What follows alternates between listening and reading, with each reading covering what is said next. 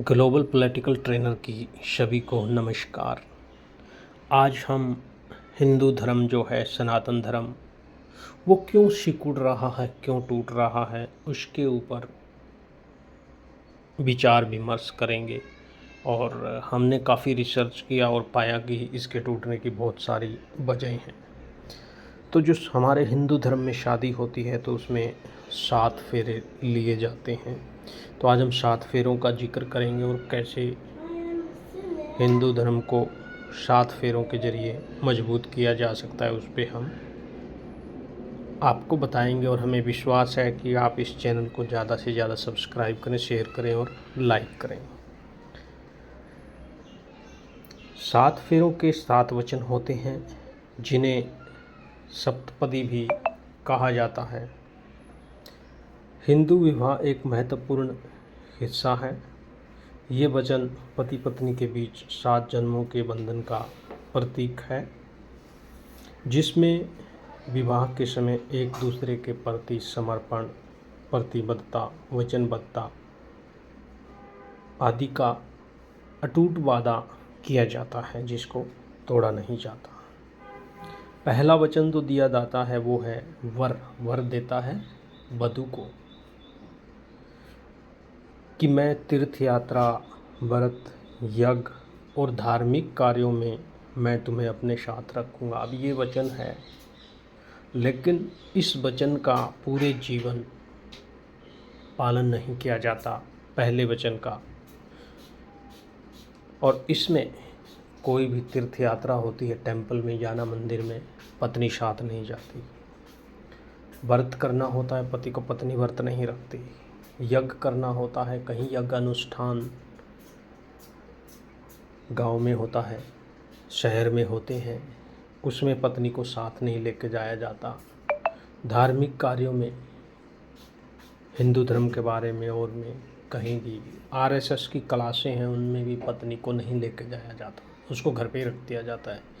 तो ये इसी पहले वचन का ही पालन नहीं करने से हिंदू धर्म टूट रहा है, सिकुड़ रहा है। दूसरा वचन है, वर कहता है कि मैं तुम्हारे माता पिता का सम्मान करूंगा जैसे मैं अपने माता पिता का करता हूँ, ये इसका पालन करते हैं। तीसरा वचन है, उसमें लिखा है वर ने कि मैं तुम्हें जीवन यापन के लिए धन दूंगा। ठीक है, संपत्ति का ये पूरा अधिकार गवर्नमेंट ने भी दे रखा है। चौथा वचन है कि मैं तुम्हें परिवार और समाज में सम्मान और प्रतिष्ठा दूंगा। ठीक है, इसमें आजकल महिलाएं इलेक्शन भी फाइट करती हैं। पाँचवें वचन में लिखा है कि मैं तुम्हें बच्चों और परिवार के पालन पोषण में सहयोग दूंगा। छठा वचन में लिखा है कि मैं तुम्हें सुख दुख में समान रूप से साथ दूंगा, इसका भी पालन हो रहा है। और सातवां जो फेरा है, उसमें लिखा है कि हमेशा एक दूसरे के प्रति वफादार रहेंगे और किसी भी परिस्थिति में एक दूसरे का साथ नहीं छोड़ेंगे, इसका भी पालन हो रहा है। बट जो हिंदू धर्म का ये पहला फेरा जो हमने आपको बताया, ये धार्मिक सनातन संस्कृति से जुड़ा है। इसमें पूरे भारत में 1000 घरों में से सिर्फ 1 या 2 लेडीज़ें होती हैं जिनको मंदिरों में साथ में पति लेके जाते हैं, आरएसएस में लेके जाते हैं, बजरंग दल की क्लासें लगती हैं, या फिर कोई धर्म की कल्चर है, सनातन संस्कृति, उसमें लेके जाते हैं। बट बाकी में नहीं। पूरे देश में महिलाओं को हिंदू धर्म से दूर रखा जाता है। कोई उनको हिंदू धर्म की क्लासें ज्वाइन नहीं करने दी जाती, सनातन क्लासें ज्वाइन नहीं करने दी जाती। पूरे भारत के अंदर महिलाओं का मुंह ओम शांति की ओर कर दिया गया।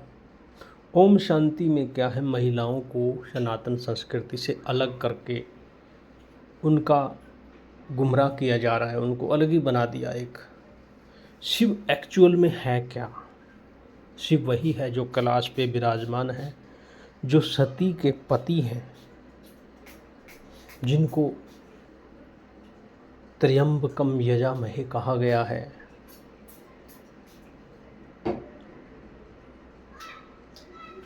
वही शिव हैं। और इसी शिव में और ओम शांति के शिव में दिन रात का अंतर है। इसलिए ओम शांति है वो शिव की उपासक नहीं है। तो जितनी भी भारत की महिलाएं हैं उनको सनातन कल्चर में आरएसएस में क्लासें दिलवानी चाहिए और एक जो फेरा है उनको एड और करना चाहिए कि हम 2 बच्चे पैदा करेंगे कम से कम। ये हो जाए तो पॉपुलेशन भी सही रहेगी और पूरे देश में इसका बहुत बेहतरीन मैसेज भी होगा। धन्यवाद।